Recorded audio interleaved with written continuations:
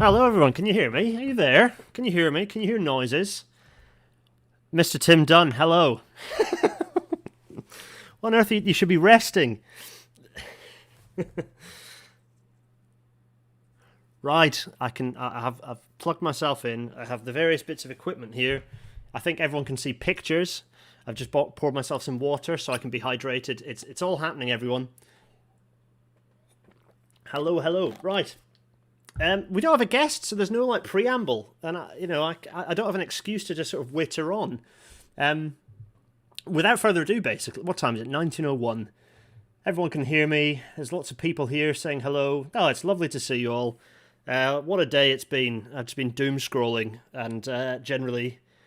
Anyway, but contrary to the theme of tonight's episode, this is actually going to be, I hope, a kind of an optimistic one.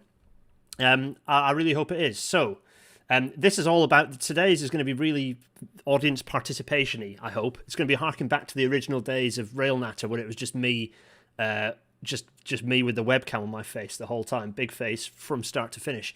In any case, let's crack on with the news before we go through the credits. So, yes, what is on the news? Well, let's see. Yes, Leeds mass transit, hooray! This looks good. It's a good report. I'm quite pleased about it. I think I appeared on BBC Look North about 20 minutes ago talking about it. Actually, yeah, it's good, and I'm definitely going to go through this in a few episodes of RailNatter.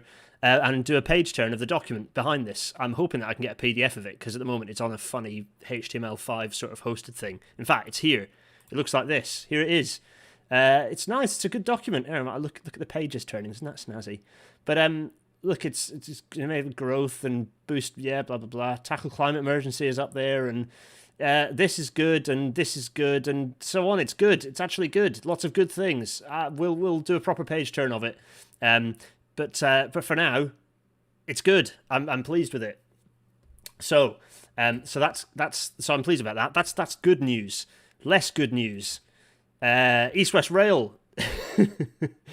Some of you might have noticed me moaning about this announcement. It hit the news in a big way for no reason earlier this week, because Grant Shapps announced the funding that already had been announced last year, and also essentially re-announced that it wasn't being wired inadvertently, and also inadvertently, or rather tried to sneak through the fact that it's being delivered, or at least the Western phase is being delivered a year late. So, yes, Mr. Tim Dunn points out, if there isn't a Wakefield tram named after Jane McDonald, I'll be very upset. Well, indeed. It'd be interesting. Yeah, hopefully they don't name them all. They don't do an Andy Street and name them all the Elizabeth line like he's attempted to. So yeah, we'll see. So anyway, this is East West Rail. It's various phases. Wait a minute. I'm going to do this, and oh, my Wacom's behind me and not plugged in, so I can't use it. That's Ella's going to be really angry at me for that. Anyway, so this is the bit. So they've done this bit. This bit's done. They've done that, and there's no OLE at all. This bit. Here is the bit that's currently being built, and likewise they've explained that despite the fact this is a 125 mile an hour intercity railway, which should have train frequencies of a lot, it is not going to be electrified as part of its works, given that would add 10 to 20% on the capex, which is nothing, and it would result in a vastly reduced whole life cost. Anyway, not to mention less noise, more comfortable trains, so on and so forth. Anyway, that's very silly. Next news item. Oh, Euston was trending today. Partly, I think, because of the Great Escape style attack on the tunnels, but we'll get to that in a minute. Again, I was on BBC London moaning about that about 20 minutes ago.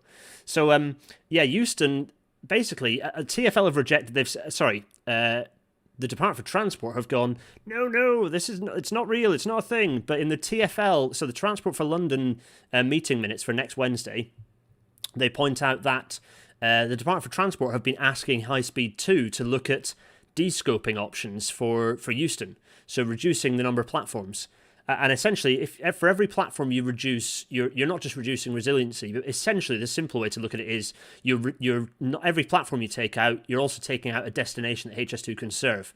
So yeah, so what that means ultimately is reduced benefits to everywhere outside of London, particularly, and it's probably the north and the northeast and the Leeds leg and the East Midlands that will suffer for that. So that's not good, because ultimately, so basically, it's like there should really be a question mark there, because it's not. It's on the cards. The DfT are saying no, it's not. Look, we've safeguarded all the eastern leg. That means it's definitely happening, but it isn't. So the battle continues to be fought essentially for that. What else? Oh yeah, more importantly about Euston. Remember to @ me in the comments if you want me to spot them, by the way. Yes, David Shepherd, you're absolutely right. If East West Rail is currently not open, no, it's being built. Oily would definitely be easier to add before it opens, absolutely. So, yeah, the protesters have dug an hole at Euston. Yeah, look at them go. There you are. There's Dickie digging his hole.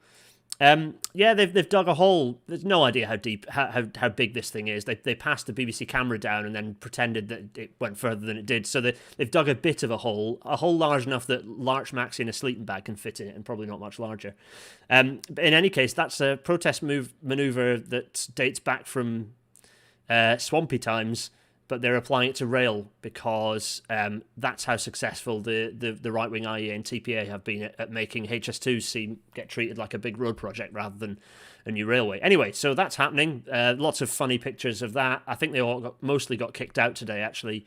Anyway, what else? Oh, yeah, that's right. Screenshots of Zoom calls. I dropped into the rail, the all-party parliamentary group for rails first session of the year last night, and I couldn't hack it on Monday night. No, it was Tuesday night, wasn't it? Yeah, it was early Tuesday night, last night. I couldn't hack it for very long. I was very disappointed that someone who's ostensibly in charge, one of the government's key advisors, is just did not understand HS2. He didn't even understand the geography of it. He kept talking about London to Birmingham and just clearly didn't have much understanding at all of where it went beyond that. And he kept using what did he said, in the context of Greg Smith MP having brought up coronavirus as an excuse, and we'll get to that in a second. In fact, let's flick to the next thing, which is government advisors blinkered on COVID. In response to Greg Smith talking about COVID, he what did he do? He said, I'm trying to think the wording he used. He said, and actually, you'll find that travellers, rail travellers, mostly want to be travelling between cities in the north and not to London. And I could have wept, because that's exactly the sort of phrase that people who have. That Tony Barclay down there, and so John Armitt up in the top top left hand corner, Tony Barclay down, Lord B down in the bottom left hand corner, bottom right hand corner. I don't know my left and my right. Everything's mirrored anyway, right? Anyway, down at the bottom corner, that's the sort of line he peddles, and he just fundamentally cannot understand HS2. Dogmatically refuses to understand it. Anyway, deeply frustrating, and it shows. Really, it shows the lack of vision and also, frankly, how privileged the view of a lot of people are in government who are advising the DfT, and people in the DfT are thinking about the people who are locked in small flats and apartments across the country, unable to escape, desperate to get back to travelling around a lot. Just because people in their suburban large houses are comfortable and able to work from home doesn't mean that everyone else should. And it also totally neglects Anyway, we're going to get there briefly when my face is here. So... that was frustrating. Oh, I keep doing this. I keep needing to put myself a little prompt thing. Anyway, right. So on COVID, we're going to talk about COVID tonight. There's some questions. Yeah, Richard Smith says it's nice of them to start digging the work, doing the digging work for HS2 for free. Yep, very true. George De Silva says Martin Vickers is my local MP. Oh, right, yeah, nice. What else?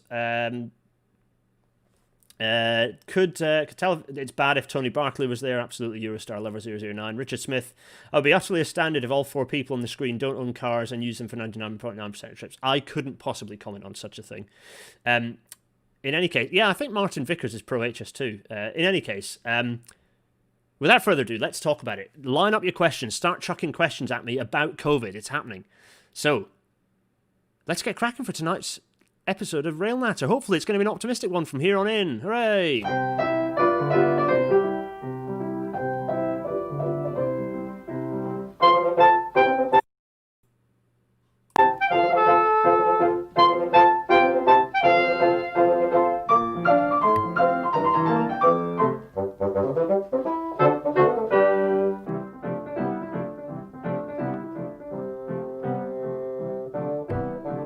And as the lovely In-City 225 fades out, we are going to start with a somber point. because I think it's important to, frankly, it's important to just have a little moment to think about the 100,000 people who have died from coronavirus so far in the UK alone. And actually, it's not just the people who've died. There are a lot of people who have become chronically ill as a result of coronavirus. It's not just about the people who've died, those who've lost lives, but it's the people who are currently suffering from the chronic effects of this disease. This is not just flu. This is a really horrible disease that can have a really long-lasting impact.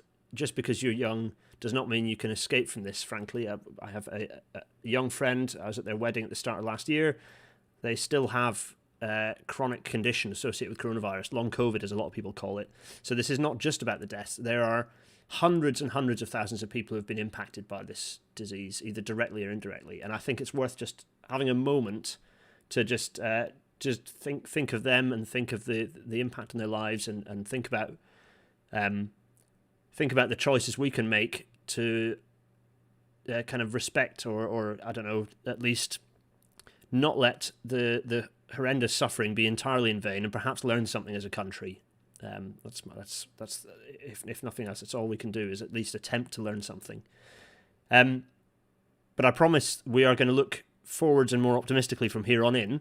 So without further, let's get this up. So I'm going to go through a couple of slides just to sort of set the scene. So make sure you launch your questions through, and what I'll be doing is sort of tracing back through the questions and trying to pick them up, pick up anything that I can in terms of thoughts, queries.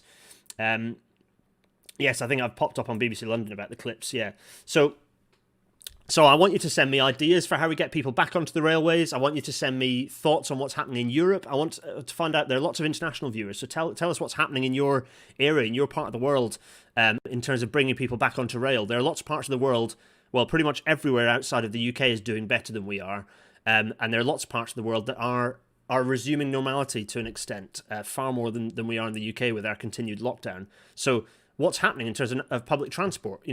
What is happening? So while you think on that and hopefully send some thoughts through, so this is last year. This is 2020. So I'm sure you remember I was giving you the updates in the news and what's happening. So let me just get my pen back. So you can see, and tell you what, let me get my, see if I can plug my Wacom in without breaking things. Wait a minute, because otherwise Ella will be very, very angry with me for not using it. That's another cable. There we are. For anyone who's joining us for the first Rail Matter episode and they're not familiar with these... oh, wait a minute.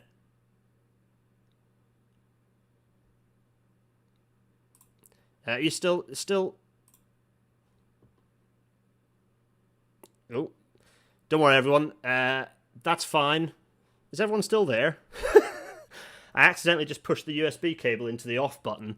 Are we still streaming? Can everyone still hear me? Is it still fine? That was scary. Thankfully, Windows did the "you sure you want to shut down" thing, because I had a load of stuff open. So that was close. Good grief.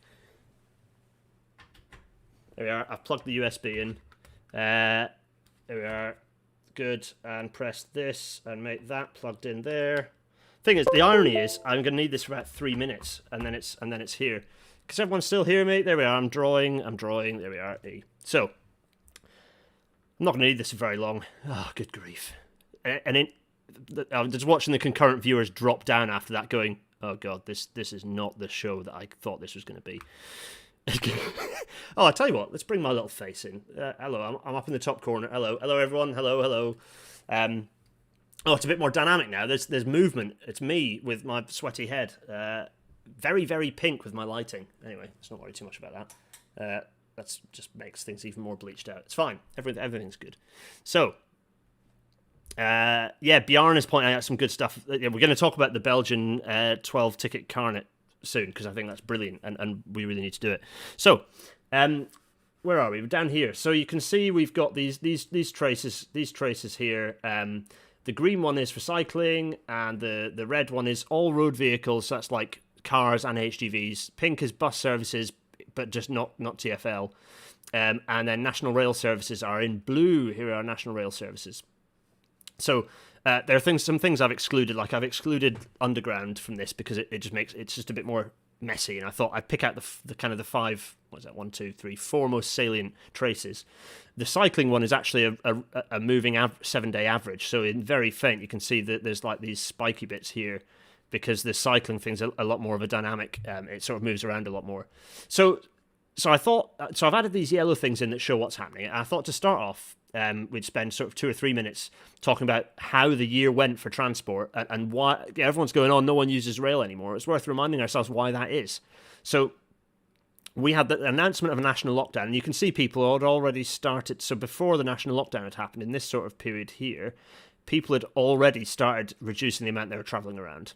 So already before national lockdown was announced, people had the number of people going to work had reduced. And you can just see, and then there's just this incredible trend downwards from 100%, from carrying on 100%, a bit of a dip down here. I don't know what was going on this particular time. Maybe it's just, this is the kind of the way that these kind of match with each other is related to sometimes weekends sit in a slightly different way, or holiday, they're like bank holidays and things. So there are slight blips in the data. But then, because this is just a percentage against the previous normal week, or normal day, if you like. Hi, Simon. Simon, good to see you. So let's go down here. So you can see rail immediately drops down to, what is this, like 5% or something like that? Yeah, about 5%. I don't know why I drew 5% there. There's no chance I'm going to write neatly. Buses dropped to slightly more than that. And in previous RailNet, as we've discussed that, and part of it was because buses are formed of more frequent, smaller vehicles, or one bus is the equivalent of one coach of a multiple coach train. You can do social distancing more easily, and so more people were traveling. Discrete individual vehicles meant that there were more people traveling, and also more people rely on buses than rely on rail for commuting, particularly in the regions. And so the rail numbers are represented, biased towards London and the southeast, really. So that kind of accounts for this offset. So you see, the offset was much greater, kind of later on in the year, than it was kind of down at the start, where it's kind of this kind of constant sort of maybe 5% difference. I think perhaps accounted for by the regional representation of buses compared to rail. But anyway, you can see how little impact it had on cars, in that very rapidly, cars got down to about 20%, down to about 20%, whereas bus was down to 10% of the previous year, and rail down to 5%. Very rapidly, road usage started climbing. Rail was slower and bus was slower. These were much slower, but sure enough, this did start climbing. And there's a pretty steady rate of climb by the time we were going through summer. People felt like normality was returning. There's a bit more of a feeling of, this is, we're returning to some form of normality. And then obviously less so, because things started getting bad again. These dotted lines, by the way, are like the DFT sort of predictions, and you see they're kind of not great. I don't know. The numbers are always kind of badly predicting anyway. The predictions got a bit better later on. In any case, you can see that there's this sort of climb, and then it kind of tailed off as coronavirus started taking hold of the country again. And then the rule of 6 arrived, and from that point there were so actually this period here, was kind of where the peak of road travel, which was back to 100%, by the way. I didn't hear anyone talking about closing motorways. This from this point to here, I think was when you started getting these regional lockdowns started appearing, and then those continued through. So they're kind of getting these on and off national lockdowns, blipping, and rail again having climbed to 45% kind of up here. I think the peak reached sort of 45%. That then dropped again kind of pretty drastically. Then things kind of opened up. It was a bit of normality. But again, then there was these regional shutdowns again. There's the big spike of people travelling before the national lockdown hit. And then obviously there's a huge drop again with this national lockdown. So the national lockdown lasted, and then as soon as the national lockdown finished, once again, you're getting this climb. Then people realising, this is not good. More regional lockdowns. And then obviously, and also the travel, the holiday travel. And then, this is the peak of like Xmas kind of travel going on. And then everything dropped off once we had the post-Christmas panic lockdown of doom. So first regional lockdown was July. Oh yeah, really. So actually, yeah. So good point. So this slowdown, actually, you see the regional lockdown. Thanks, George. Regional lockdown was actually even earlier. So that's what this rounding off was. That kind of curve, the slowing of the climb, started with these regional lockdowns. We've not talked about cycling. Funnily enough, cycling is pretty much the mirror image, as you might expect, of road. So, fewer cars on the road, people feel more safe and comfortable cycling. It's not rocket science. What does that tell you about the importance of segregation? A lot. Keep sending the questions in, by the way. I will pick them up once we kind of get through this bit. I thought I'd just warm you all up and give you a chance to type your questions out. So, at me into everything, and I'm going to go back through all your questions and your thoughts and your suggestions and your ideas. I'm looking forward to getting Big Face up, and we can really kind of get stuck in. So there we go. So let me get rid of my scribbles. That was 2020. So it's not the case, it's not the case that somehow rail is not going to bounce back. It was in the process of bouncing back. Even the DFT, which is, let's face it, clueless on most things, suggests that within 1 year. Well, in fact, let's go to the next slide so here we are with a continuation. Down here, you can see rail is just kind of flatlining it. I think it's between 10 and 15%. So it's rubbish. Road continues. Cycling is climbing a bit more again. I think possibly as the weather is getting better. But then this isn't absolute terms. This is in relation to previous normal weeks and days. So it's a bit, you wouldn't expect it to be climbing in relation to the good weather, but perhaps we've had better weather in relation to last year. It's difficult to normalize for things like that. A lot of things influence how comfortable people are cycling. So basically, if we can imagine that normality resumed, normality is going to resume in April. That's sort of the expectation, April or maybe even May. I say normality, I mean like national lockdown might lift. And if we start vaccinating and the assumption is that from whenever normality happens, within 12 months, that's my joined up handwriting that you're getting to experience there, rail will be back to 75%. There we are, 75% rail usage. That's within 12 months. And then essentially, and this is the DFT, so that's the UK Department for Transport, sorry.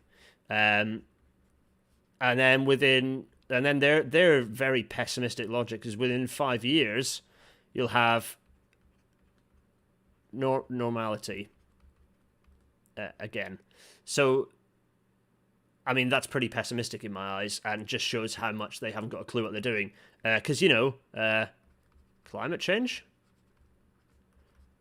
I don't know why I'm needing to write this on my Wacom, but I have a Wacom.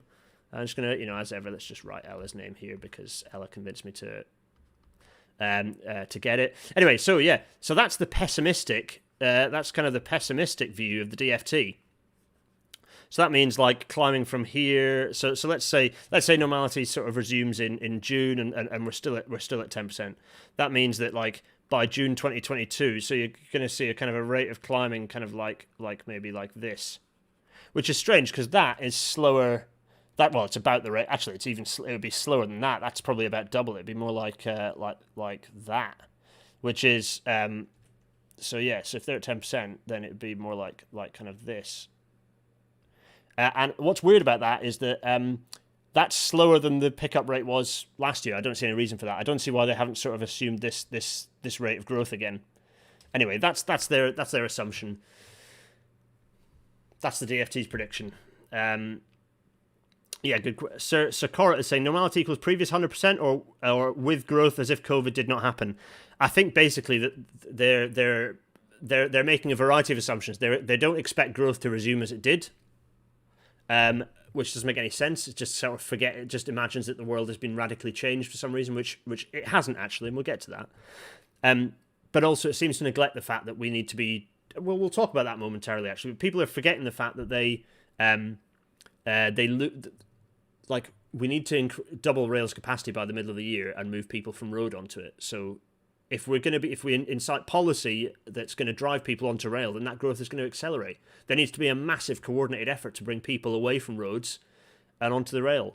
Anyway, so talking of which, it's not like we're basically we're kind of largely alone in the world in seeing things like this. The DFT's bizarre pessimism, and driven primarily by Her Majesty's Treasury, as you'd imagine, is sort of detached from what seems to be the broader reality, because across Europe, countries are expanding rail system services. That, you know, the momentum towards more sleepers that was happening before COVID is continuing.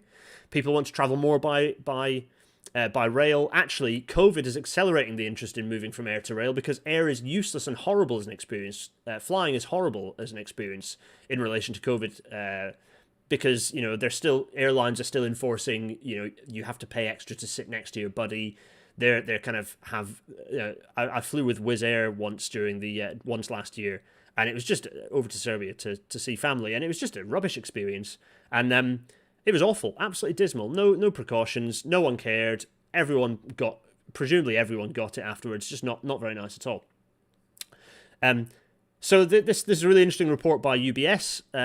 I mean, they have a vested interest in the status quo. So for them to be advocating that the status quo isn't happening generally means they're spotting some things. So the UBS, I don't know if I'm saying UBS, UBS reckon that the COVID-19 will actually accelerate the shift of passengers from air to rail, and increase the rate of growth. I was in a really interesting kind of presentation within Siemens that was talking about Siemens, I should say, talking about the fact that they see growth. They see this as actually an opportunity to accelerate the move to sustainable transport. There is optimism. There should be optimism within the industry. We should all be feeling some optimism about this. I don't need the Wacom anymore, so I'm now just wiggling a pen around pointlessly. In any case, so there's a bit of optimism. Don't worry, I'm gonna keep sending you questions through. I'm gonna trace back through them momentarily. So right, time to go big face, I think. There we are. It's me. Hello everyone. So let's do this thing. This is a Wacom, by the way. This is the Wacom I keep talking about. If anyone wants to see, it's very nice. It's a particular bit of getting used to. Thanks, Ella. To the extent to which it adds to Rail Natter, the jury's out. However, I have been using it for other things, and it's quite nice for doing. I quite like doing pen drawings and things on here. It's very nice. Anyway, I digress. Wacom don't sponsor me, but if they want to sponsor me, if you want to sponsor me, feel free to. You know, pocket money's nice. So anyway, let's dump that to one side and pay attention to the questions. So lots and lots of let's go back through. People are moaning about the black screen. Right, so I'm going to start from where the black screen was. Let's see. Actually, no, I'm going to keep going further back. So there's lots of ats. Yes, so David Shepard asks if it's worth making videos to debunk people with political power who say stupid things about how rail works. No, because they'd never watch them. What I do is behind the scenes, I do my best to be. So I have my crazy, angry, Twittery, videoy me, but I actually do some more, shall we say, polite and steady and more willful, but how can we say, calm.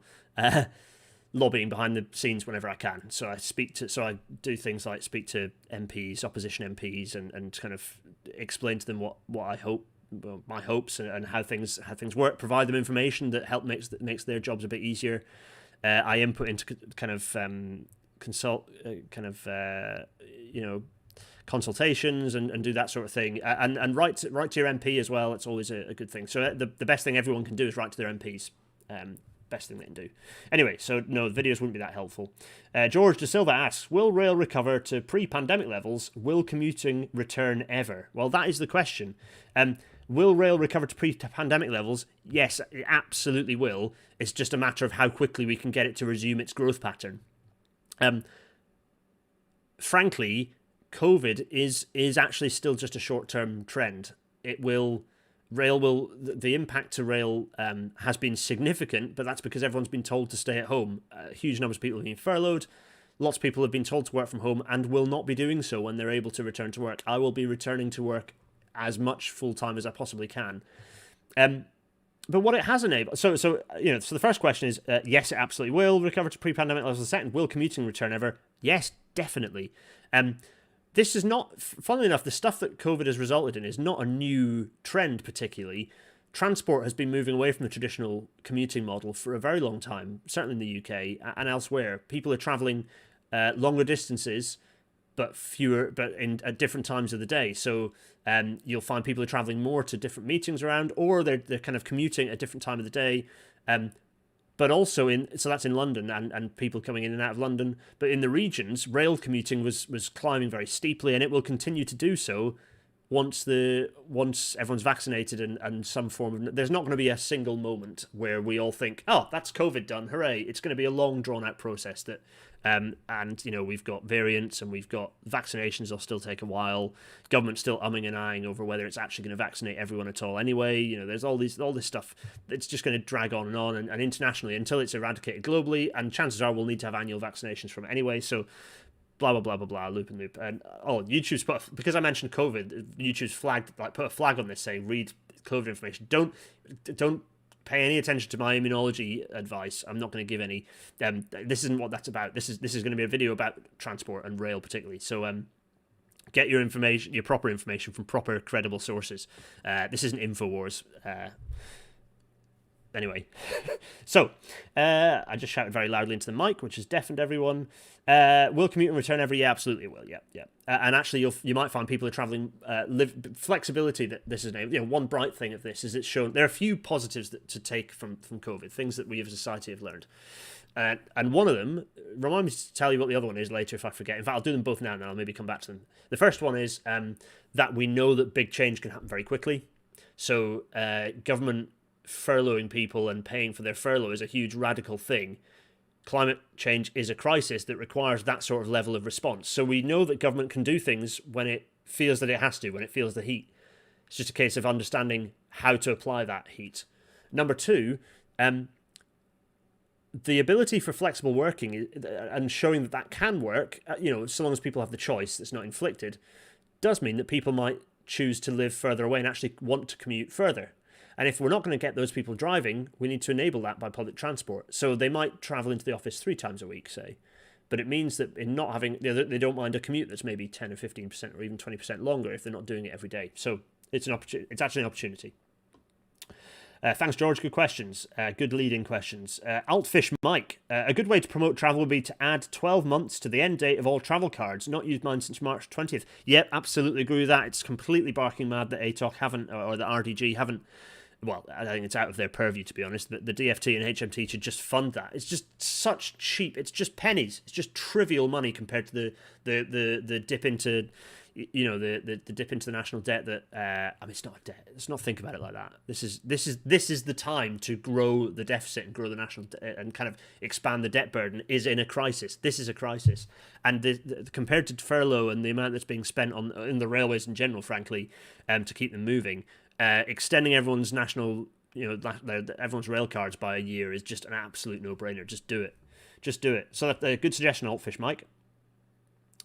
Treasury have ruled it out though because they're absolutely, completely and totally useless, awful organisation that has nothing of the country's betterment in mind. Just wants to have cash in its coffers for no reason, even though it doesn't and never will. Abolish the Treasury, exactly. Let's keep going down. So, Chris McKenna, get people back on rail by giving everyone around 3 free return long-distance journeys. Yeah, I'd totally be up for that. I think that's a good idea. In fact, I think we'll get to Belgium shortly, which gave everyone 12 any journeys in the country. They had 12 free ones, which is brilliant. It would also stimulate the economy. Yeah, absolutely. I think giving everyone 10 or 12 free tickets, 3 even, anything, just some free tickets. We're going to have to just push that barrier of reminding people what rail travel is like and how comfortable it can be. And everyone loves a freebie, right? I love a freebie. I just remembered I got a load of rail tickets behind my shoulders. Where are they? Yeah, they're behind my head. Where is it? I've just been sorting out paperwork and piling them up. In front of a load of PWI journals, by the way. Oh, and these down here, those are just business cards. And yeah, don't worry about that. Oh, also obviously a Timpson's infinite battery thing that I found probably for a watch that I no longer own. In any case, I got distracted, didn't I? Free tickets. Everyone loves free stuff, so it would just break that barrier of people being a bit of trepidation about the railways, going back on being like, oh, that was good, and also you might have the added benefit of pulling some people on who hadn't travelled by rail before. I've gone out of focus, so yeah, that's an excellent idea. I think it's a really good idea. David Shepherd, shouldn't we keep people off the railways and use COVID as an opportunity to do all sorts of improvement works, like installing some lifts? For anyone who's not sure, by the way, just before I answer that, if you want me to pick up a question, if you add my name into it, it comes up nice and red in my comments, so I can very quickly drop in and see it. So yeah, just do the little @ and I'll sort of and it means I catch your comment. So if you've made a comment further up that I've missed, it's because I've not seen the @ so just do that and I'll pick it up. How are we doing? 1935. I'm aiming for a 1 hour one, but we'll see how it goes. We'll see how many questions we get through. So, in terms of keeping people off the railways, it's not... Yes, we are taking those opportunities where we can, but unfortunately you can't just click your fingers and make engineering happen. You have to do designs, you have to have the right people into, particularly, human resources. I mean, like, people... critical staff like testers and commissioners, signalling testers and commissioners, there's a very long lead time on getting those kind of specialist skills in place onto site. Kirov cranes, the right actual cranes, the right sort of various types of logistical machines, and it's not and fabricating bits and pieces as well to get onto site. It's not a case of snapping your fingers and things arrive. There's months of lead time, so it's not quite that straightforward.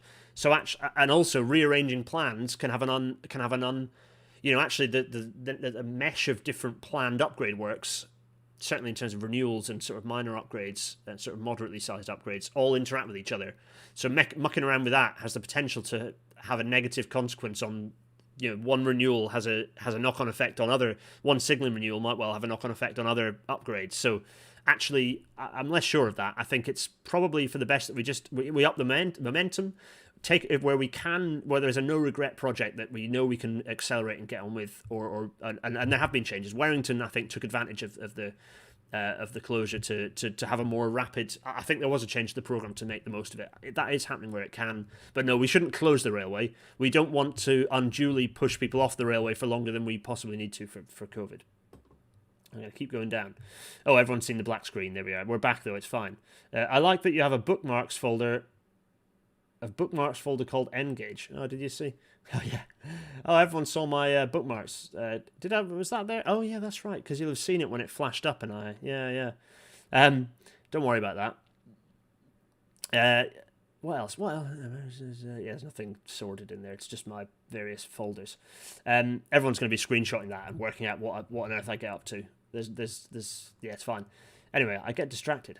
So, Bjarn. Yes, here we go. Every Belgian got the chance to get a free 12 journey card, 2 journeys per month, with an MBS and SNCB, or SNCB. Yes, this is a brilliant idea. It got people travelling, got people back onto the railway, it got them out spending cash, it got them having a holiday, it almost enforced a holiday, because no one's going to spend their free ticket on their commute because that's nearby. Chances are people used it to go and do something interesting. It's a brilliant idea. It really is a brilliant idea, and the government will not do it because it's a good idea. But that doesn't mean we shouldn't be pushing for it hard. And if any rail managers are watching, David Horn, you're a legend. Maybe LNER can do that, because that would be a good way to get people on. I reckon if you offered two free return tickets, one is not maybe quite enough. You need 2 to kind of get people into I could do this. 3 is perfect. 3 is like, I definitely agree, Chris. I agree with your 3, because 3 is enough to be like, 1 is like, oh, that was nice, I'm going to do it again. 2 is like, oh, that was quite good. 3 is like, oh, yeah. David Horn, you heard it here first. LNER, 3 free tickets, make it happen. Anyway, the trouble is it's DOR, so it isn't DOR, is it? It's some last resort operator, last resort thing, but it'd be nice if it did happen. Let me see. Pedal and Post. Fun fact, GWR passenger trains between Paddington and Oxford moved medical samples daily. Of course you did, yes. You're delivering for the Oxford vaccine and helped create it in a small way. Rail for the win over road, yeah. GWR had a hand in the development of the vaccine. Something they should be more loudly proud about, I think. And Pedal and Post played a part in that process. Yeah, really, really interesting story. We need to have you and the team on, actually, for an episode of Rail Natter, definitely. Michael C. Hasn't the tube been crowded recently? There was that video was because there was that video went round and it looked really busy. It was because there'd been a failure somewhere, so multiple trains got disgorged onto one platform. David Shepherd, if TfL is excluded, doesn't that mean that something weird could be happening in London, like trains ram full with build? No, not really. And it's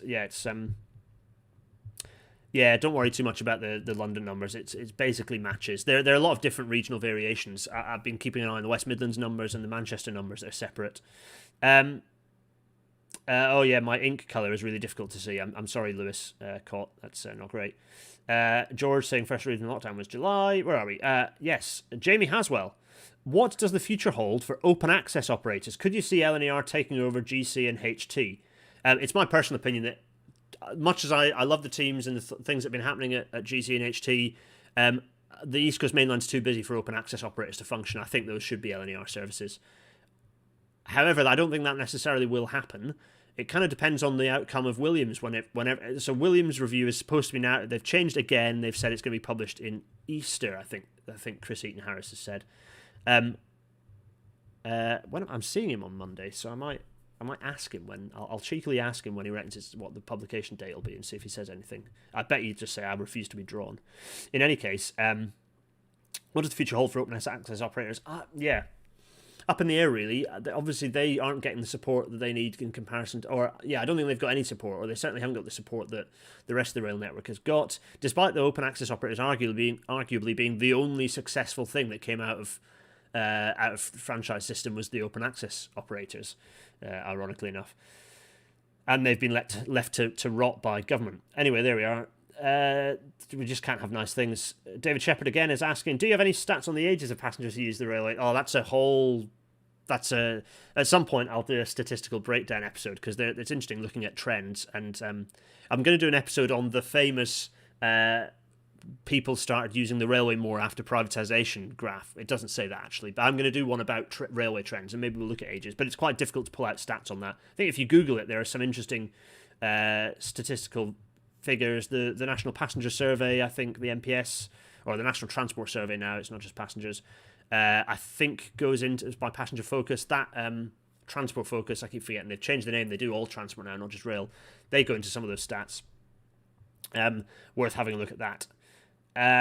Presumably as the vaccine goes out, the ages of passengers will be able to travel more safely. I kind of get what you mean, yeah.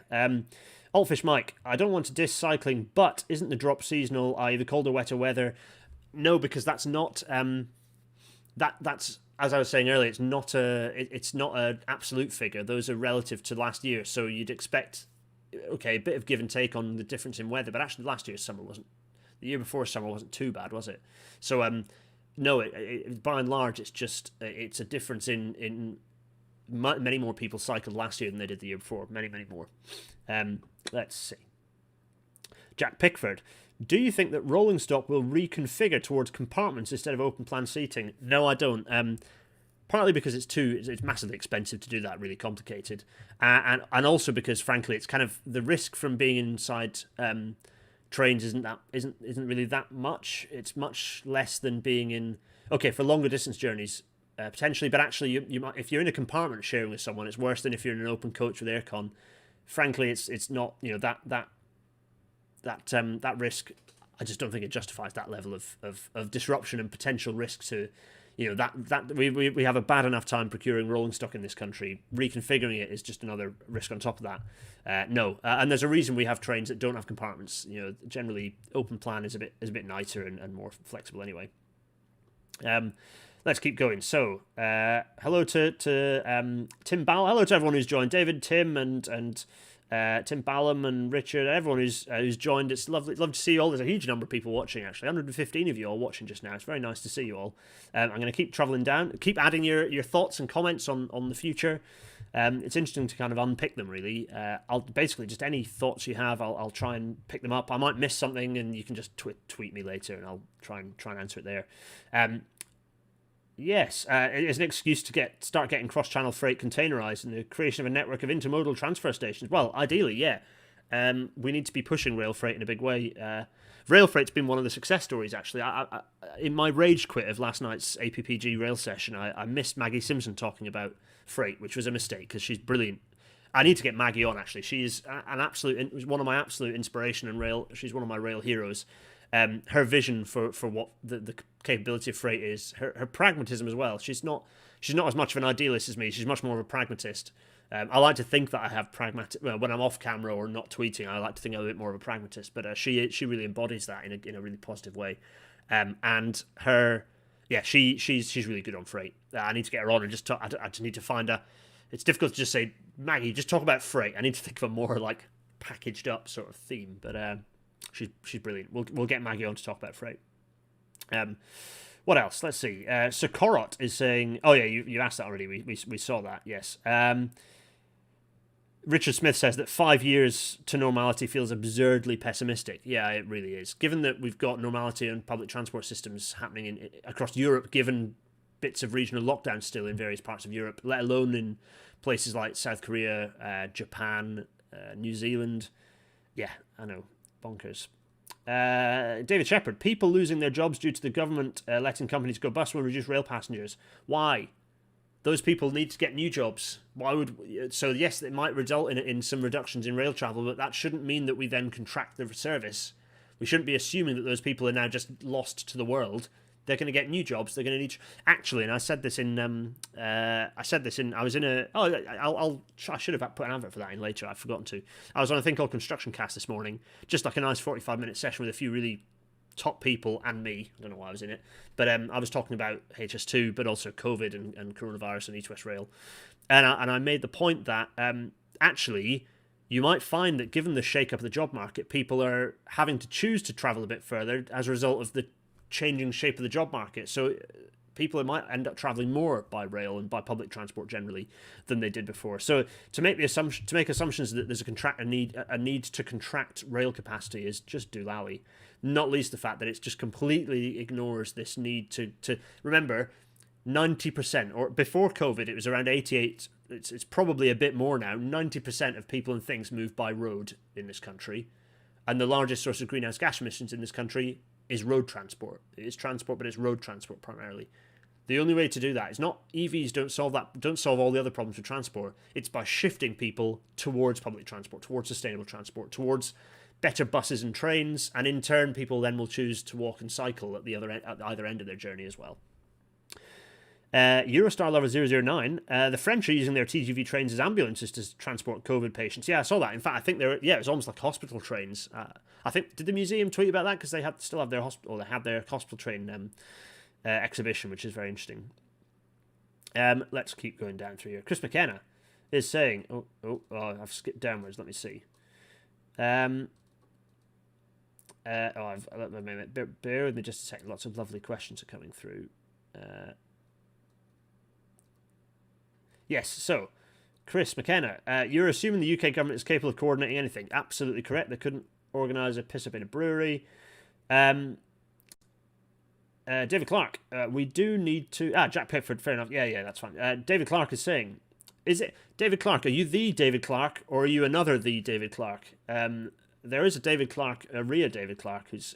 If David Clark, Rhea David Clark is joining, then, wow. But also, it's nice to have you if you're not the David Clark. Welcome, David Clark. How many times can I say your name in one sentence? We do need to drive people to rail, but our government is too obsessed with cars. Possibly isn't David Clark being that bold in a statement. But yeah, it's very true, they are.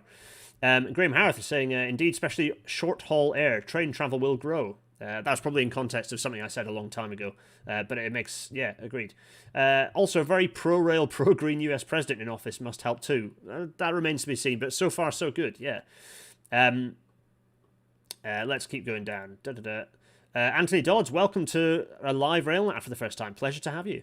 Annoyingly, investment in rail infrastructure in this country is reactive rather than proactive. Yeah, absolutely, yeah. That's because we like to shrink. When government talks about being, and the Williams Review's frame of reference, its terms of reference, when it first set out was to make the rail industry more responsive. It's like, you don't need to make it more responsive. Just make it just increase its capacity so that it achieves things that everyone, rather than people having to choose, when's my train? And that's in 2 hours. Well, bugger it, I'm not going to do that then, am I? Provide a railway system that's closer to clock fate. Tact plan, if you like. Definitely need to have an episode on that too. Good grief, so many things I need to write down in the poll suggestions for future episodes. Anyway, and people don't have to stress over whether rail is a viable option because they can just assume that it basically is. We're 50 minutes in. Let's see how many more we can get through. Detour is saying, yeah, Deirdre, you're assuming that I've configured the aspect ratio of the Wacom. I have, yeah. Ella fixed it up for me, I think. Where we are. When do I think Eddie Owen's asking when I think rail travel will recover? Yeah, I can't predict the future. I don't know how long we're going to go in. We're going to play this stupid game of lockdown, failed lockdown, come out of lockdown too early, all this stuff. I don't know how long it's going to last. It's not a prediction I can make. But what we're going to see in the rest of the world, who are doing far better at this than we are, is a resumption of normality pretty rapidly. And once the vaccine starts rolling out in a big way globally, we will see a return to normality. There'll be a big surge in travel, and a good chunk of that might well be rail, because people will be going, oh my God, freedom, and running out and going and just going buck wild with travel. I know that Dean and I will be. We're going to be escaping. We've got many grand rail tour plans across Europe that don't work at the moment, but will work once COVID restrictions lift in terms of international borders. Friends to go and see in various places across Europe. Vienna in particular, actually, which is good because they've all the new sleeper services that are going down there. So I think there will be a big surge in international travel, and hopefully associated with that, a surge in national travel as well.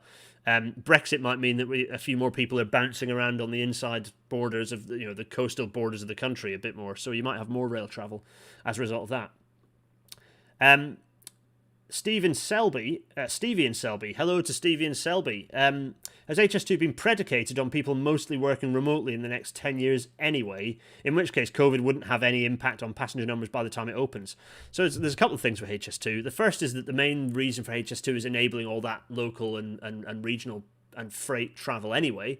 But HS2 is about long distance travel. That isn't all business. Contrary to this constantly repeated lie from the IEA and TPA, long distance travellers in the UK are predominantly people going to see family, students, holiday makers, just people generally going for kind of weekend breaks. It's not all business people.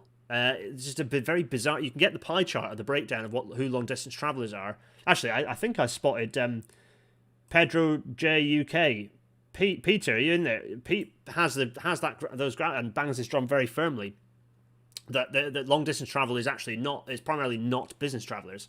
So for the most part, people and again, I've just talked about the fact that people might commute more because of flexible working and needing to be a bit more open minded in terms of where they travel for work post recession or during this next recession we're going to have. So that means more long distance travel. So the need for HS2 is only increased. Add to that the fact that climate change means we need to drive this modal shift. So HS2 is vital. In terms of the actual modelling, mixed bag. The modelling is useless, so I don't pay too much attention to it. In terms of how that actually impacts on the business case of HS2, who knows? I'm hoping that I just don't pay it much attention because it's a complete waste of time. Let's have a look. Where are we? Michael C, a video on how to effectively lobby rail investment would be great. Write to your MPs. That's number one thing you can do. Arthur Bomber Harris. The Dutch railways are even more pessimistic, thinking their passenger numbers will never get back to before. They still operate at 90% capacity and even run night trains despite curfew. Well, that's very weird of the Dutch. Giel, if you're watching or listening, you will be listening later. I think you listen to this when you're on your way to work, don't you? That's strange and it doesn't make any sense. But the Netherlands is a bit more is in lots of ways arguably more conservative, little c, than the UK is in many things. So yeah, could be that they have a treasury that's even more barking mad than ours. K, just simply K. How can we get a really nice cycle superhighway alongside the Wakey Leeds HS2 segment? Could it be done quickly, long before any rail stuff is actually built? Oh, that feels like a different question for a different time. Tweet me about that. There never was a plan for a cycle path to follow all of HS2. There were lots of plans for the infrastructure that HS2 created to have the capacity for lots of cycle paths. Some of that got diminished by government and by government pushing on cost reduction. And unfortunately, if you're measuring everything if you're cutting your cloth according to cost rather than according to quality and value, then you will cut out things that appear to idiots to not be valuable, like cycle infrastructure. So I'm super keen for that. The thing to do is to, again, write to your MP, actively support HS2 in developing that. Go to the kind of community drop-ins and say, go and say, actually, I think it'd be really good if you provided cycling infrastructure here. Eurostar Lover 009. The French are using TGV trains. Oh, yeah, we saw that. Where are we? Memnonia, I'm really worried about heritage railways. Many seem to be suffering. Yeah, I think the heritage industry is going to be very much smaller when we resume, which is a real shame. It's an interesting one. A lot of people quite sensibly argued that the heritage railway industry was too big for the available number of people to run it before COVID was even a thing that we knew about. And my fear is that COVID will have accelerated that process, which will be a real shame because a lot of them are really important community assets. So yeah, I do agree. Let's see. Treasury would be against it, but in an ideal world, all public transport would be free. Yeah, I don't think it needs to be free. It just needs to be. I don't think it needs to be. I mean, yeah, possibly in an ideal world it would be free. I mean, yeah, I'm in two minds about that. I don't know what you'd think as a good socialist. I'd just say, yeah, make it bloody free. But I don't know. That's one I'd need to explore. I've never really deeply explored it. I'm not particularly strongly for or against that as an idea. Treasury certainly would be against it, obviously. The reason, the fact that they haven't the best chance we've had since the railways were created to scrap and entirely recreate our fare system to be fairer, and more flexible and simpler. This was the chance, and obviously the Treasury absolutely rejected it, and indeed pushed for the fares increase in January, like they always have, because they're desperate for the idea that things are going to magically go back to normal, even though they're also planning and suggesting that things aren't going to go back to normal. Makes no sense whatsoever. Comfortable rail would be better if Hitachi could provide seats that maybe. Seat chat. Hashtag seat chat is a. I need a QI klaxon for hashtag seat chat. I find the new seats more comfortable. It's a matter of preference. I do agree that train interiors in the UK are completely or in GB are completely uninspiring, and we could do a lot better. It is a bit like a dentist in terms of the lighting inside those trains. It is a bit dentisty. Tim Ballum. I answered your question earlier. Yeah, good stuff. Still going down. Right, let's look for some ats. Stevie and Selby. Not saying that Hull Grand Central shouldn't be LNER, but how would that help capacity on the ECML? It would just allow a better coordination. They could, rather than competing for paths, you might find that they can optimize the timetable a bit better to kind of run a more optimized service rather than sort of having the slight blipping that you get it would just potentially allow a better optimized timetable on the East Coast Main Line. Deirdre, why don't you join this for the stats episode? You could be a guest on the stats episode. Phil to Hoots. What about freight post-COVID? We don't have enough lorry drivers to the continent. Will it grow faster? We've had a massive logistics problem in this country in terms of not enough HGV drivers. I moan about Pip Dunn picks me up on this a lot, and Pip, yeah, it's unless you are Pip. Phil to Hoots, you could be. Pip Dunn picks me up on this because I always hate on HGVs. But actually, HGVs provide a vital function in this country. The logistics industry provides an absolutely vital function. I do it slightly like overswingy because, frankly, we do need to be shifting much more onto rail. And HGVs are kind of bad. That doesn't mean that, just because I'm saying HGVs are bad, doesn't mean that I want logistics to stop. But kind of independent of that, we have a chronic shortage of drivers in this country, and it was already chronic 10 years ago. It was chronic 2 years ago, and it's even more chronic now because of Brexit, and and COVID has also will have impacted on the workforce as well. So yeah, serious problem, and rail freight is the chance to pick up some of the slack and to support that and to kind of shift that. It really is. So. Let me go down here. So let's see. Richard Smith. Too late to do anything about it, but it would really have made sense to have bought better seat. Oh yeah, hashtag seat chat. Yeah. I just lost one. Where were we? There it is. Mike Wooldridge. Do you think that COVID will permanently destroy the argument for the Western Access line into Heathrow? That's an interesting one, isn't it? It had already been basically killed off. There are lots of overall frankly, people are going to travel internationally, and I think we should. That's not going to stop anytime soon. And I don't. And if we're going to have it happening, we should be. If international travel is going to continue, we should be enabling us to kill off as many domestic flights as possible, if not all domestic flights. Scotland's just started trialling the first electric only, very very short haul island hopper plane, so that all the fringe stuff that can't be, you can't get trains across the islands to the Scillies or to wherever. You need to fly. Those can be potentially electrified, not too much in the distant future. 10, 15 years. Whereas sleeper trains can get rid of sleeper trains can get rid of the domestic flights up to Aberdeen, and HS2 can get rid of the HS2 and high speed rail can get rid of domestic flights entirely between the Central Belt and London. There are 170 a day, or there were. Not a single one of those should exist, and it doesn't need to exist. So yes, but I don't think. But in terms of getting people into international flights, I think the combination of getting rid of domestic flights, we do still potentially need an improvement to access to our major airports. So yeah, I don't know. I don't think it does necessarily. We'll see.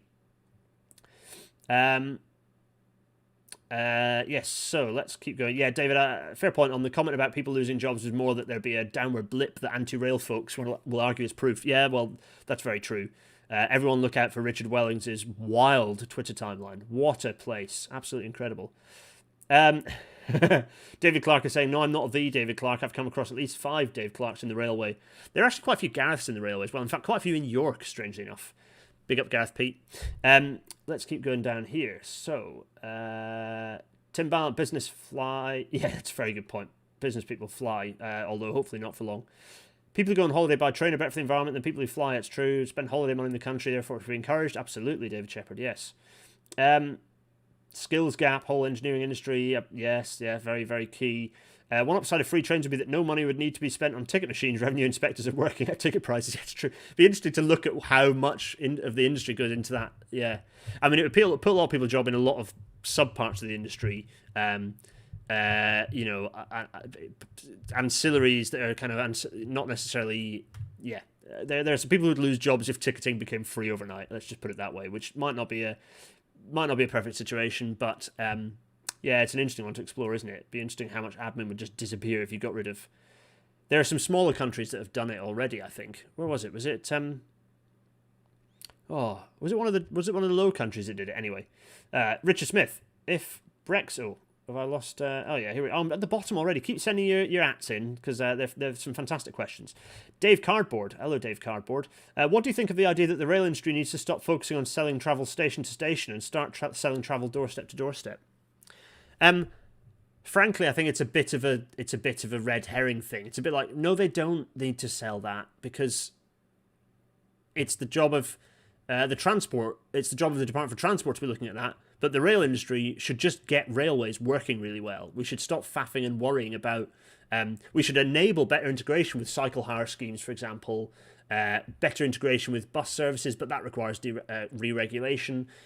But no, it's a responsibility of the Department for Transport, and actually, we can see the DFT are useless. It's a responsibility of the regional transport authorities, ideally, in an ideal world. Refer back to my what structure should the railways be anyway episode, back in episode, when was it, like 20 ago? I don't know. There's a playlist. The railways should get on with doing good on railways and just increasing frequencies and making rail travel easier. Maximising the number of travel pairs that people can do, more hub and spoke, more metroisation, all that sort of good stuff. The transport authorities, the overall transport authorities, are the ones responsible for improving connectivity with from door to door. The biggest thing for me, so I was on a Siemens sort of no, it wasn't a Siemens, it was like a conference recently. It was sponsored by Siemens, but I didn't get anything for it. It was just, I was just there because it's good to get some publicity. Hello, I'm a nobody. So I was talking about the biggest in that it was talking about technology and mobility and that sort of naff thing that people talk about till the cows come home in these sorts of seminars, talking shops. But one of the things I said, the most radical thing for me that improved my use of public transport was all of the open data going into my Google Maps, because I could just go. Oh, I literally now Google Maps is fantastic. I mean, it's not just in London. It started in London, but it's now for pretty much the whole UK. You can go into Google Maps, go from one address to another, enter public transport, and it'll tell you what buses you need to get, what trains you need to get. Absolutely brilliant. I know I've busted the 1 hour, but I think we're nearly at the end. Just honestly fantastic, really, really fantastic. And that's what enables people to use more public transport. It doesn't need stupid mass nonsense. It just needs all the respective bits to be well connected, better integration, and authorities to enforce that connectivity. So, Transport for the West Midlands or Transport or whatever the authorities end up being in the various cities around Nexus in the northeast, for example, need to ensure that stations are built with suitable cycle interchange facilities, suitable facilities for taxis, stuff autonomous cars, just forget those, they're nonsense. But facilities for taxis, facilities for cycling interchange and bus interchange, really important. Where are we? What was let me go down to let me see, where am I? Free trains. Richard Smith, if Brexit and COVID didn't save international intermodal, what could? I don't know. Bit of foresight and passion from our industry leaders and government having a clue what it's doing. It's a challenge. Logistics is always a challenge. Rail logistics is a challenge. I think the rail. We need to get. That's potentially a good question for Maggie. Is like, what rail freight is clearly good. So what's the freight industry not doing? What's the railway industry not doing right to enable it to grow? I think that's probably what I'd get Maggie in to talk about, and she can basically moan about all the things that the railway's crap at doing that stops people. For example, if I want to move a thing from if I want to start moving a regular shipment from here to I don't know, to Bristol, York to Bristol. Who on earth do I contact in the rail industry to start that conversation? I have no idea. There should be a single portal that allows that discussion to happen. Anyway, so Tom Yao, forgive me if I've not pronounced that properly. Could we see more ticket integration between rail and international flights to discourage inter-UK flying? Many of those flights are connecting to international locations. Is it Rail Air? Is that what it's called? It happens in France and Germany already, doesn't it? Yes, absolutely. I think there should be. There definitely should be, yeah. Kentish Railways points out that there are 2 Gareths in their rail office, the rail design office. Yeah, I can believe it. I can only apologise. Deirdre, is it Luxembourg or Liechtenstein? It could be either. One of the L countries that has made all public transport free. It'd be interesting to get someone from said country to talk about how it's gone. Actually, it'd be quite interesting. Let me see. Integrated ticketing would also be good, says Michael C. E.g. tickets that are valid on both buses and trains. Yeah, definitely. I think that public transport ticketing should certainly be one thing. I think it'd be good to have, but that the rail industry doesn't need to facilitate that. Again, that should be facilitated. Ticketing shouldn't really be. I don't think ticketing should really be much of the fuss of the rail industry. I think ticketing should be managed by a transport authority, and the railway gets on with making sure that the trains and the track function right. Ticketing isn't a thing that we should worry about as a rail industry, personally. So yeah, we should have integrated ticketing across modes and between modes. Ian Davis, you can't even take a push bike on the metros in the northeast. Well, yeah, I'm in two minds about actually taking bikes on trains. Certainly for commuting trains, I think it's better to have large scale cycling infrastructure. And then when you're getting from your fringe where you live to the metro system, you take your bike and lock it up. And then you take your transport system into the centre of the city, and then you should be you should never be more than just a short walk from your place that you need to go. You shouldn't need to then cycle, if public transport was right. So I'm less fussed about. I'm not so fussed about being able to put your bike onto a kind of rapid transit. That's my thoughts. It's not a hill I'm willing to die on. I like taking my bike on trains because I like going to places with my bicycle and doing long distance tours. So long distance trains need to have better cycling provision, definitely. SZK Simon Kendler is pointing out that track access charges, gauging and channel tunnel access are the main issue. Yeah, it's true. Yeah, Simon, I get you back to talk about more freight as well. I'm sure Maggie will say all those things. In any case, David Clark agrees about metroisation and regional transport authorities, but people like James Palmer make me worry that we'll end up with more schemes like CAM.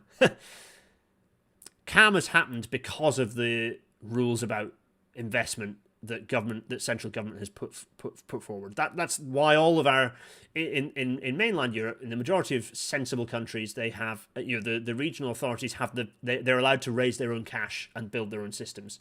If we didn't have if that was allowed in the UK, we wouldn't have stupid things like CAM coming up because there'd be an imperative for authorities to go with tried and tested systems. Where are we? Let's see. Paul James, Google Maps has been national for a while. Citymap are also getting there with very broad coverage. Yeah, absolutely. They're fantastic. Thanks, Paul James. I don't know why I said James. Paul James with a big Y. Eurostar Lover 009, do you think COVID has accelerated the need for more high-speed rail beyond HS2? Well, I would say that, wouldn't I? So it's difficult for me to give a kind of an unbiased answer on that, but it's certainly accelerated the need. I see it as accelerating the need for more rail. Now that people are less comfortable with being sardined into small trains, that actually means we need more rail capacity. We've got a real momentum now. It's just Red Gareth Dennis is appearing at speed. Deirdre, Detour, that's fine. Is Luxembourg. Liechtenstein only has buses. The little L countries make... Yeah, I get those mixed up myself too. That's no one's holding it against you, I don't think. Let me see. SM6 Allegro. Would nationalisation make wagon load more viable? Not particularly, really. I think it would make a difference, to be honest. Jamie Eldridge, how can we ensure that railway lines can be reopened more easily and quickly? Same in regards to light rail. By having a big plan. By actually deciding where we need these new lines. By not having this stupid, make a little campaign group to make a campaign as to whether your railway should appear. No. We should step back, look at the country, go, right, we need railways to deliver, this area should be rail served because it's got this population density and this distance from a certain station, and do that across the whole country and know exactly what lines need to open and then work on prioritisation from that point.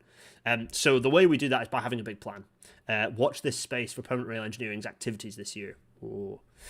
Okay, let's keep going down. Pedal and Post. Fun fact, Elon Musk's Vegas loop goes live at some point soon if you fancy a good laugh around gadget bands. Oh, that will be funny. I'm looking forward to that.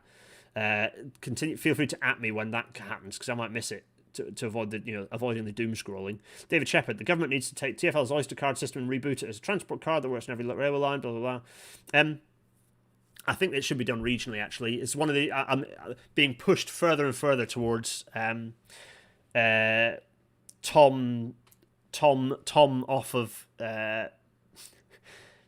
Tom off of ODI Leeds, and I have to say Tom Forth. I have to say that it'd be better to be done regionally. I think the trouble is government when government sees progress in that, government literally scrapped Transport for the North smart card system. Just scrapped it. A thing that really needed to happen, and they just scrapped it. So that's something that we need to be. That's happened far too quietly. Industry needs to be shouting much more loudly about that. I do think eventually we should have a national smart card, but I do think we should start with it being regional. To be honest, because Westminster is just completely fucking useless. So where are we? This isn't Channel Tunnel offering cash incentives to get 40-foots onto rail? I don't know actually, Tim. That's an interesting thought.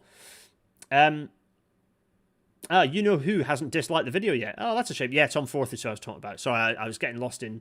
I kept having Tom Franklin off of the York Green Party in my head for some reason. Apologies to both Toms. I've caught up. I'm there. Right. We've done 1 minute, an hour and 12. Cease your questions, my dear viewers. I think it's time to wrap things up. Yeah, stop asking about rail reopenings. This isn't forum for it. Pick me up on Twitter for that stuff. No, that was brilliant. I think we got through quite a lot there. Lots of freight questions coming through that are tangential. So I'm going to take that as a chance to move us on, to kind of wrap things up. That was good actually. Was that all right? That was a rapid pace, wasn't it? As you can see, my face has gone even more pinky orange than it normally does. Let's get Big Face to disappear. This is the key thing we have to remember. Absolute key message to remember in all of this. COVID is a blip. It is a blip. Climate change is the longer term trend that has a much more dramatic and scarier impact on us. COVID is a blip. Climate change is a longer term trend. Everyone who is the entire commentariat seems to think that seems to have forgotten that entirely. But there we go. The website, the Permanent Rail Engineering website's working. I think just do a control refresh on your. Thanks, Mike, for the heads up. But no, do a control refresh. Right. So, goes with climate change long term trend. What else? Yeah, we need rail more than ever. More than ever, we need rail desperately. Thanks, Dave Cardboard. We're not done yet. There's the closeout and some of the little trailers and for those who haven't watched Rail Natter, it doesn't finish until the very end. And even at the very end, there's a nice bit of music. So hang out with us for a little bit longer. Yeah, we need rail more than ever. Frankly, we need rail more than ever. Oh, and obviously we fundamentally need to abolish the Treasury. Just need to. That's 2 in a row where I've reminded you of that. But it's very much true. Very much true. Yeah. So let's get rid of my face again. Available on all good podcasting platforms. That was good, actually. I think I think that was good. I don't know what we managed to. There was no coherence to it, but I like the Q&A sessions. I like these. They're fun. The Rail Natter is the thing that I love about Rail Natter is the fact that it's live, and I can see you all chatting to me and asking questions. Apart from when I nearly pressed shutdown on the computer. But no, it's that was fun. I enjoyed that. Hopefully I've answered. I mean, the reality is a lot of you kind of knew that stuff already, and I'm not providing any particular expertise. I have no right to speak on this more than other people, but hopefully I kind of maybe connect ideas that are happening that maybe, I don't know. Hopefully I'm offering something into the debate for you all to mull over and think about, and maybe offering some glimpse of optimism. But I think we should be optimistic for the future. I really do. What else? What's next? I think adverts next. Oh no, yeah, the usual plug of Patreon, Discord, and PayPal if you don't fancy either. I don't know. You all know that. That's fine. 20 of you have already run off, so I don't need to plug that. You all know the deal. Everyone still watching this knows this anyway. You get sneak peeks and all sorts, and Discord is chaos, including everyone shouting at me to play this game, NIMBY Rails. Everyone's told me that I need to play it, so I will do a stream at some point over the next couple of weeks. Yes, I will do it. I promise. What else? Oh yeah. Oh, it's my face. Me looking very dramatic there. I did a podcast for it's called Track Talk, and it was for Rail Technology Magazine, and it's going to be out at 2 p.m. tomorrow. And it was I really enjoyed it. Hopefully, it's kind of interesting. I talk both pessimistically and optimistically about the future. So it's maybe worth, hopefully worth a listen. Given that loads of really actually important people have been on there, like transport ministers and goodness knows who else, the idea of me going on this is hilarious. But in any case, it was really interesting chat. Hopefully some interesting stuff going in there. So that's that. What else? Oh yes. Obviously, you all have to be watching. Hopefully you all watched Tim. It was a really lovely episode last night. Really lovely. Just such the pacing is. I didn't think I was. Track Talk. I'll send a link by the way for the thing previously. The pacing of the new series. I didn't think it was the previous series. I thought it was fine. I thought the pacing was fine, but actually I've noticed now. I've really enjoyed the fact that Tim's allowed to really explore and sink into these places and kind of share them with us in a bit more detail than previously. So. Talking of which, you have to pay attention very closely to next week's episode of the architecture the railway's built. I'm grinning because I'm very excited for it, even more excited than I normally am for Tatterbird. But yes, so tune in. On which theme, actually, I'm pleased to say Tim is going to be back. He's joining us again. Episode 47 of Rail Natter. Well, this is a busy thumbnail, isn't it? I might have to unfocus the thing in the background. In any case, the architecture the railway's built 2, as in Series 2, justifies Tim returning to Rail Natter to talk about things. To talk about the series. I don't know what he's got in store. He's not sent me anything yet, so I'm looking forward to finding out what things Tim shall share with us, the little tidbits. But last year's Tim episode was like the most watched episode, both live and in terms of overall views, ever for Rail Natter, and continues to hold that record. More even than Jeff, for those of you who count, but no one should be counting because these things are all different. But it was a fantastic episode, and hopefully Tim will come and share some more tidbits. I'm looking forward to it. It should be very, very exciting. Yeah, let's get Big Face back. I'm back, everyone. That was a fun episode. I think I enjoyed that. Yeah, thanks for all of your questions. Thanks for your feedback as well. People seem to enjoy that, so that's very good. Yeah, I can only really say thanks to everyone, and I'll see you next week for so next week is like a double whammy of you'll have someone will be guesting on the architecture the railway's built, and I and Tim will be guesting on Rail Natter, which is like it's a bit like David and Goliath, but in any case. All it remains for me to say is thanks and goodbye, everyone, and take good care of yourselves. And have a nice weekend. Enjoy the rest of the week and have a nice weekend. Take care. Cheerio!